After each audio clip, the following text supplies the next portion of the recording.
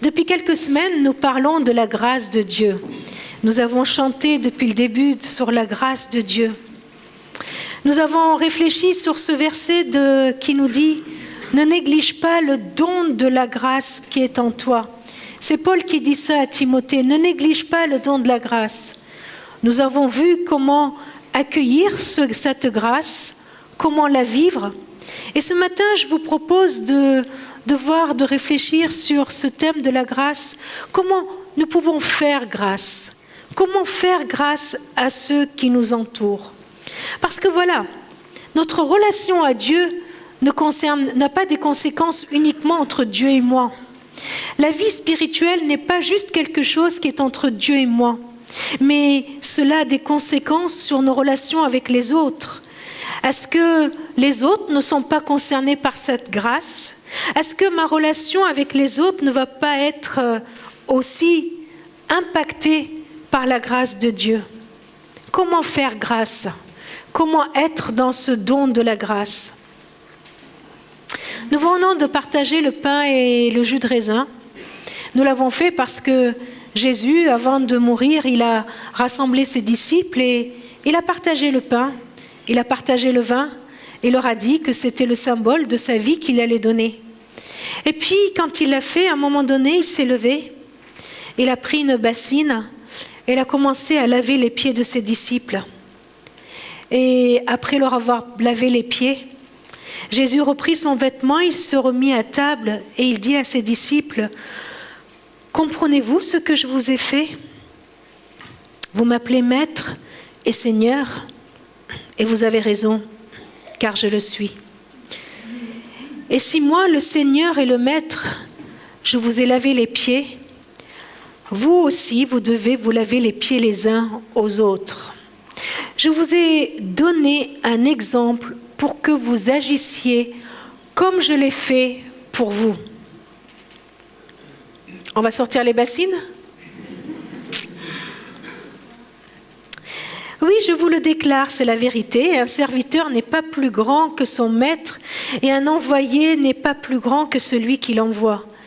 Maintenant, vous savez cela. Vous serez heureux si vous le mettez en pratique.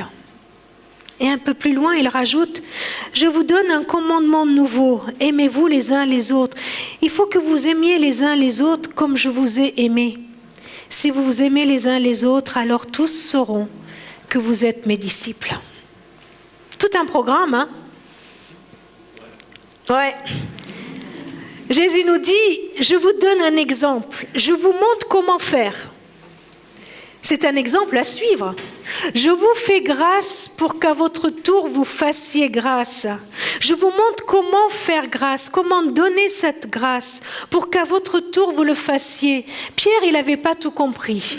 Pierre, j'aime beaucoup Pierre, je l'ai dit là aux jeunes, au 17+ vendredi, j'aime beaucoup Pierre parce que c'est un gars, on peut ressembler à Pierre. Paul, il est trop intelligent pour moi, j'arrive pas trop à lui ressembler, j'arrive pas à comprendre tous ses écrits. Mais Pierre, c'est un mec normal, quoi. Il se plante, il se lève, il fait des bêtises et il revient, il court, voilà, il veut faire de son mieux et il n'y arrive pas. Et Pierre, un jour, il vient voir Jésus, lui dit, ouais, Jésus, moi je veux pardonner, je veux faire grâce à tout le monde. Dis-moi, combien de fois je dois le faire? 7 fois, c'est pas mal, non? Et puis Jésus lui dit, non, pas 7 fois, mais tu peux aller jusqu'à 70 fois 7. Et Pierre, il comprend pas comment il peut aimer les autres comme Christ nous a aimés.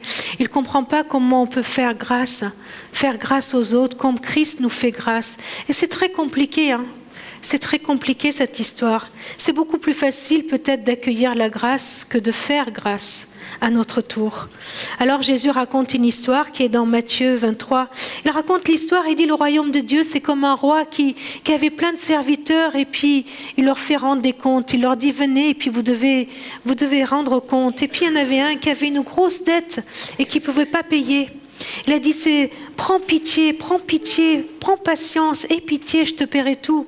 Mais le maître, il savait bien qu'il était incapable de tout payer, alors il a annulé sa dette. Il a annulé complètement sa dette et il est parti. Mais ce gars-là, en sortant, il rencontre un de ses copains qui lui devait une toute petite somme. Il l'attrape et lui dit « Paie ce que tu me dois. » Donne-moi ce que tu me dois.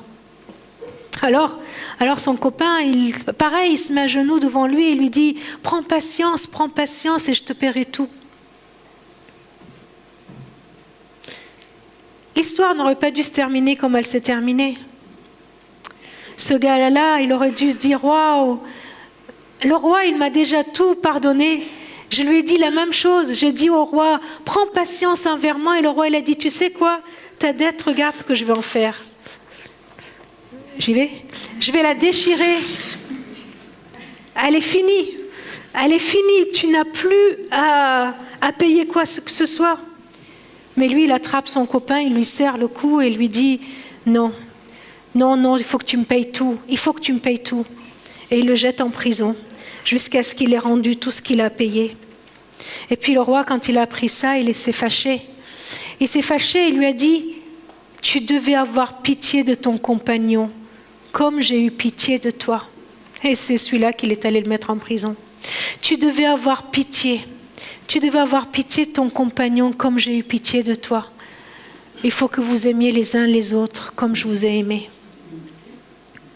Ça va, vous n'avez pas trop envie de vous lever et de partir, là ? Hein ? Il y en a qui se disent, j'aurais mieux fait de rester à la maison. Ça va être un peu compliqué, cette histoire d'avoir pitié, d'aimer les autres. Et en plus, comment le faire ? Comme le Christ, comme je l'ai fait pour toi. Comme je l'ai fait pour toi. Alors, pour essayer de réfléchir un peu à ça, je vous propose juste 4 petits domaines de réfléchir à comment Jésus l'a fait pour nous et comment on peut le faire nous. Allez, essayons de réfléchir. Comment moi j'accueille les autres ? Jésus me dit d'accueillir les autres comme lui, il m'a accueilli. Comme lui, il a accueilli. Accueillir les autres, c'est leur donner le droit d'être ce qu'ils sont. Leur donner le droit de penser ce qu'ils pensent. C'est compliqué ça, hein ? Leur donner le droit d'agir comme ils agissent. Leur donner le droit d'être ce qu'ils sont. Ne pas leur rentrer dedans parce qu'ils ne pensent pas comme moi. Ne pas arrêter de parler avec eux parce que juste, ils ne font pas ce que j'ai envie qu'ils fassent. Les accueillir sans jugement, les accueillir sans condition. Accueillez-vous les uns les autres comme Christ vous a accueillis. Comment Christ m'a accueilli ? Comment Christ m'a accueilli ? Tel que vous êtes. Tel que vous êtes dans cette salle, Christ vous a accueilli et il vous accueille encore ce matin. Tu peux avoir plein de problèmes, tu peux avoir plein de soucis, tu peux te sentir vraiment en décalage avec peut-être tout ce qu'on est en train de chanter, mais Dieu, il t'accueille tel que tu es. Dieu, il a accueilli tous les hommes comme toutes les femmes.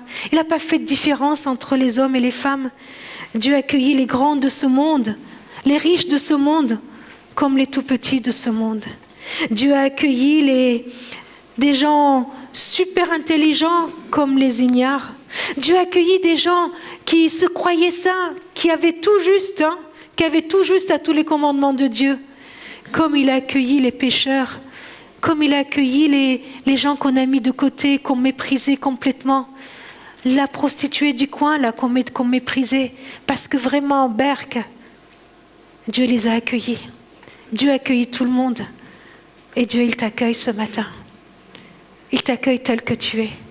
Il t'accueille avec peut-être des fautes que tu traînes, ou peut-être avec des fardeaux que tu traînes. Dieu, il t'accueille tel que tu es. Et on l'a chanté tout à l'heure. L'amour de Dieu ouvre grand ses bras pour nous inviter à nous blottir contre lui. Demandions, il fait de nous les enfants du roi. Alors toi et moi qui sommes accueillis tels que nous sommes, Dieu, il voudrait que cette grâce que je reçois puisse me traverser et qu'à mon tour, je puisse accueillir les autres. Accueillez-vous comme je vous ai accueillis. Toi qui es accueilli, ose ouvrir tes bras pour accueillir les autres comme tu l'es. C'est peut-être plus compliqué pour moi, ça c'est sûr. Est-ce que dans votre esprit, il vous passe une personne que vous avez du mal à accueillir ? Non, pas ça. Quand même pas. Pas dans une église quand même. Si ça se trouve, la personne est même dans l'église. Hein. je vous invite à l'écrire sur vos feuilles. Vous savez, ces feuilles qu'on vous a distribuées. Osez le mettre. Seigneur, j'ai du mal à accueillir telle personne comme toi tu m'as accueilli. J'ai du mal. Alors, comment je parle à l'autre? Parce qu'une fois qu'il y a l'accueil, il y a la parole. Il y a la parole qui sort de ma bouche. Et quels sont les mots qui sortent de ma bouche? Ce qui est bizarre dans ce texte, dans cette parabole, c'est que ce serviteur qui a été pardonné, il arrive, il voit son compagnon, et la première chose qu'il lui dit, c'est « paie ce que tu me dois ». Alors j'ai réfléchi à ça, je me suis dit « bon, moi, paie ce que tu me dois, moi, personne ne me doit des sous. J'aurais bien aimé, mais personne ne me doit des sous. Par contre, moi, j'en dois à la banque en tout cas. Alors, personne ne me doit des sous, alors est-ce que ça nous concerne d'aller voir quelqu'un et de lui dire « paie ce que tu me dois ». Mais qu'est-ce qu'au fond de moi, des fois, j'ai l'impression que les gens me doivent? Ça, c'est encore plus délicat. Parfois, j'ai l'impression qu'ils me doivent, je ne sais pas moi, un peu d'intérêt, un peu de reconnaissance, un peu de considération. Non? Puis la liste est longue. Et dès qu'on rentre en discussion avec l'autre, on est là, dans nos paroles, on est en train de dire à l'autre, donne-moi ce que tu me dois, donne-moi la considération que tu me dois, donne-moi l'intérêt que tu me dois, donne-moi la reconnaissance que tu me dois. Tu vois tout ce que je fais, tu vois ce qui m'arrive, donne-moi ce que tu me dois. C'est ce qu'a fait ce serviteur. Il voit son copain et lui dit « donne-moi ce que tu me dois ». Ne nous jugeons pas les uns les autres, mais pensons plutôt à ne rien faire qui soit pour votre frère une pierre d'achoppement, une occasion de chute. Que votre parole soit toujours... Que votre parole soit toujours empreinte de la grâce de Dieu, pleine de saveur pour savoir comment répondre à propos de chacun. Et si Dieu voulait, au travers de ma bouche, au travers de mes mots, faire grâce aux autres, imaginez que Dieu ait le contrôle de ma bouche. Oh là là! Vous ne trouvez pas que le monde changerait? Non mais imaginez une seconde que Dieu ait le contrôle de ma bouche. Et que les paroles qui sortent de ma bouche soient empreintes de la grâce de Dieu. Que les mots fassent grâce aux autres. Que Dieu puisse venir me remplir de sa grâce et faire de moi un canal de grâce pour que je puisse donner grâce aux autres.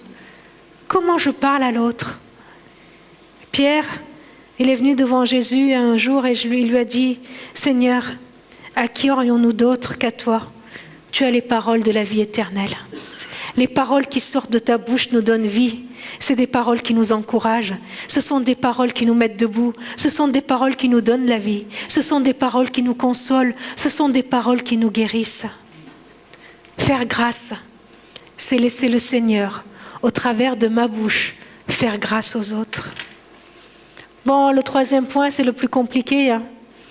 Comment je pardonne à l'autre?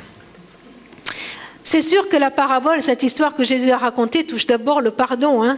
Il y a quelque chose de complètement injuste dans le pardon, d'accepter que l'autre ne me donne pas ce qu'il me doit, d'accepter de prendre sa note et puis voilà, de la déchirer, de la mettre à la poubelle. Ça paraît complètement injuste cette histoire-là. Et pourtant, il y aura toujours sur ma route quelqu'un qui me doit quelque chose. Comment Jésus, lui, il me pardonne? Dieu ne m'a pas lié au mal que j'ai fait. Dieu, quand il ne me regarde pas, il ne me voit pas juste la pourriture que je suis. Et pourtant, devant sa sainteté, je le suis, non? Non? Peut-être que devant vous, je peux encore tricher et encore vous montrer le meilleur de moi-même, mais devant la sainteté de Dieu, Dieu, quand il me regarde et Dieu, quand il te regarde, il ne te résume pas juste dans le mal que tu as fait. Il ne dit pas, lui, il est juste ceci, il est juste un méchant, il est juste un hypocrite, c'est juste un menteur. Non, non, il ne nous lie pas au mal, il nous pardonne. Il nous pardonne. Et pour ça, il a fallu qu'il paye le prix fort. Il a donné sa vie à la croix pour cela. Alors, il me dit, va. Ce que tu as reçu, donne-le à ton tour. Sois ce canal de grâce. Va et fais grâce. Fais grâce. Et ce qui est étonnant dans cette parabole et dans tous les textes de la Bible qui parlent du pardon, c'est que pour celui qui a reçu la grâce de Dieu, pour celui qui est pardonné, pour celui qui a accueilli la grâce dans sa vie et qui est enfant de Dieu, le pardon n'est pas une option. Le pardon, ce n'est pas une option. Ce n'est pas le truc en plus, en option. Mais comme l'a dit Aurélien, c'est le style de vie du chrétien. Celui qui a conscience qu'il est gracié, qu'il est pardonné chaque jour, il ne peut que accueillir l'autre dans ce pardon. Pardonner, oh, c'est trop long, hein, c'est vraiment long cette histoire du pardon. Pardonner, c'est pas dire qu'il n'a rien fait de mal. Pardonner, ce n'est pas tout excuser, non. Pardonner, c'est accepter de ne pas sauter au cou de l'autre pour le faire payer déjà. Non. Pardonner, c'est ne pas profiter de toute occasion pour faire payer à l'autre le mal qu'il a dit ou le mal qu'il a fait. Pardonner, c'est ne pas mettre tous mes efforts à surtout ne pas oublier ce qu'il m'a fait il y a 30 ans. Il y en a qui se souviennent de ce qu'on leur a fait il y a 30 ans. De ce qu'on m'a fait il y a 30 jours. Ou de ce qu'on m'a fait il y a 30 minutes. De garder dans notre cœur ces détails qu'on n'a pas supportés. Et on entretient le mal avec ce mal. Pardonner. Pardonner, c'est juste laisser Dieu agir en moi. Oh, le juste, il est... Vous allez me dire, oh là là, c'est trop facile de dire juste. C'est laisser la puissance du pardon de Dieu agir au travers de moi. C'est être ce canal de grâce, faire grâce comme il m'a fait grâce. Soyez bons et pleins d'affection les uns pour les autres. Pardonnez-vous réciproquement. Alors si c'était arrêté là, ce verset, ça m'aurait arrangé. Pardonnez-vous, ça aurait été un bon conseil de dire, allez, essayez, faites un effort de pardonner. Mais la suite, elle m'embête encore plus parce qu'il dit, comme Dieu vous a pardonné par le Christ. Est-ce qu'il y a quelque chose que Dieu ne puisse pas me pardonner? Est-ce que vous croyez qu'il y a une chose, un détail que Christ ne puisse pas vous pardonner? Comment il l'a pardonné? Il l'a pardonné en payant le prix à la croix.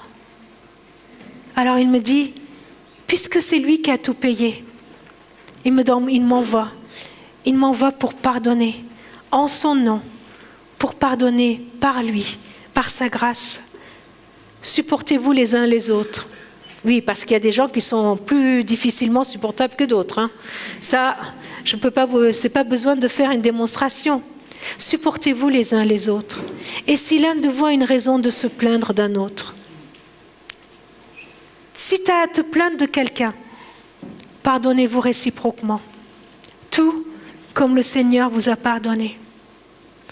Je crois que c'est vraiment une grâce extraordinaire, un cadeau magnifique que Dieu puisse nous faire, de nous donner la force en lui de pardonner. Vous savez pourquoi? Parce que le premier qui en bénéficie, c'est celui qui pardonne, parce qu'il est libéré. Ça vous est arrivé d'être libéré parce que vous avez pardonné? À qui c'est arrivé? Ouais. D'être libre. D'être libre du mal qu'il m'a fait. D'être libre. D'être libre de le regarder. D'être libre de le croiser. De ne plus me dire, oh là là, qu'est-ce qui va se passer si je le croise? D'être libre. D'être libre. Parce que, par la grâce de Dieu, Dieu m'a aidé à pardonner. Est-ce qu'il y a quelqu'un qui t'enferme encore dans le mal qu'il t'a fait? Si le Seigneur te montre que tu es enfermé dans le mal, dans une souffrance que tu es en train de vivre, je veux vraiment t'encourager à oser prendre ta feuille et à écrire, Seigneur, tu vois, j'ai du mal à pardonner telle chose à telle personne. Ose l'écrire. Personne ne va ramasser les feuilles, hein, vous inquiétez pas. C'est pour soi. C'est pour soi, c'est oser le confesser à Dieu. C'est une façon de dire à Dieu, Seigneur, j'y arrive pas. j'ai besoin de toi. Aimez-vous les uns les autres comme je vous ai aimés. Comment j'aime les autres. Alors l'amour est encore un pas supplémentaire au pardon. L'amour va bien plus loin que le pardon. L'amour cherche le bien de l'autre. L'amour ne se contente pas juste de ne pas se faire la tête, d'être poli, de ne pas se faire du mal. Mais l'amour nous pousse à agir. L'amour nous met en marche pour l'autre. L'amour nous envoie pour agir pour le bien de l'autre. Parce que l'amour, il est patient. L'amour, il rend service à l'autre. L'amour, il ne jalouse pas la réussite de l'autre ou la bénédiction de l'autre. L'amour ne se gonfle pas d'orgueil. Oh, moi je t'ai pardonné. L'amour ne fait rien de honteux. Il ne fait pas des choses par derrière. L'amour ne cherche pas son propre intérêt. L'amour ne se met pas en colère. L'amour ne se souvient pas du mal. Il se réjouit de l'injustice. Pardon, il ne se réjouit pas de l'injustice, mais il se réjouit de la vérité. L'amour excuse. Il pardonne tout. L'amour, il croit. Il renouvelle la confiance. L'amour, il croit que les montagnes peuvent être déplacées. L'amour croit qu'il n'y a aucune situation qui soit trop enfermée, insoluble. L'amour croit tout. L'amour espère. L'amour espère parce qu'on a un Dieu d'espérance, parce qu'on a un Dieu qui a vaincu la mort, parce qu'on a un Dieu qui est ressuscité, parce qu'on a un Dieu tout-puissant. Alors le Dieu qui est tout-puissant, est-ce qu'il ne va pas arriver à résoudre ces situations dans lesquelles nous sommes empêtrés? Alors je peux tout espérer, je peux espérer parce que mon espérance vient de l'Éternel. Alors l'amour, il supporte tout. Jésus n'a pas cherché son propre intérêt, mais le nôtre. Jésus, il continue à nous pardonner. Il continue à croire en toi.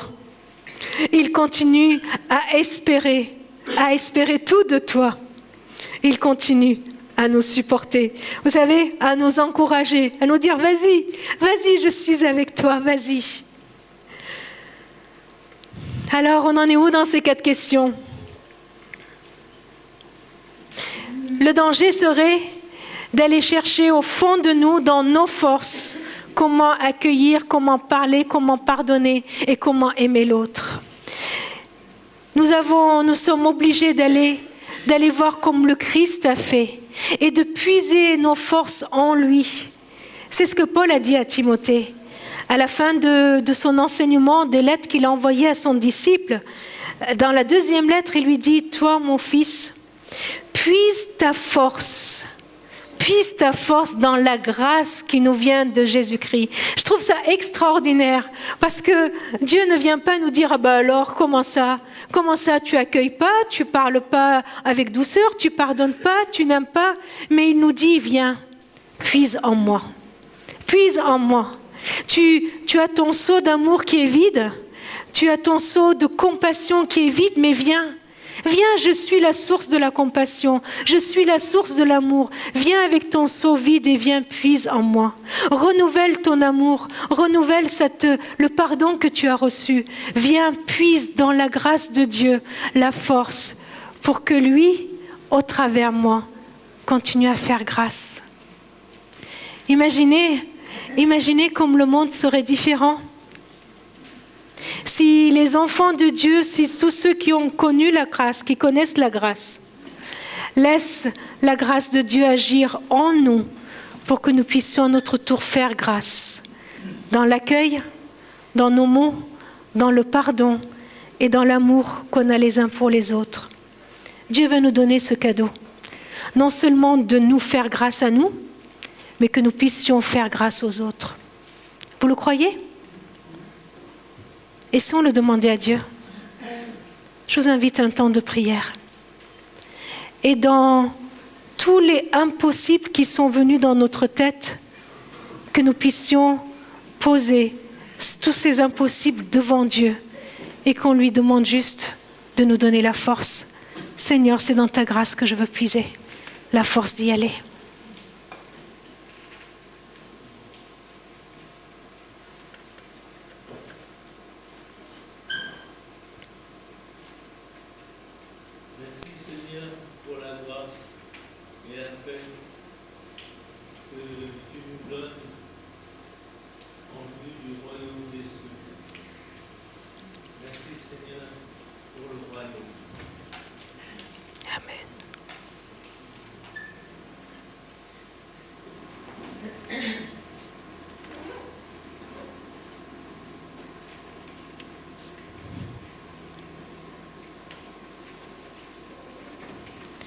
Seigneur, tu connais chacun d'entre nous et tu connais nos limites. Merci parce que toi, tu es sans limite. Merci parce que ton amour durera toujours. Merci parce que ton amour ne cessera jamais envers nous. Alors viens nous faire grâce. Viens nous donner la grâce, Seigneur, pour qu'à notre tour, nous puissions faire grâce. Seigneur, je voudrais vraiment t'offrir toute ma reconnaissance. T'offrir, Seigneur, à toi un grand merci. Merci pour ta grâce. Et merci parce que tu veux bien nous utiliser. Tu veux bien nous envoyer chacun envers nos semblables. Et au travers de nous, tu fais grâce aux autres aussi. À toi soit la gloire.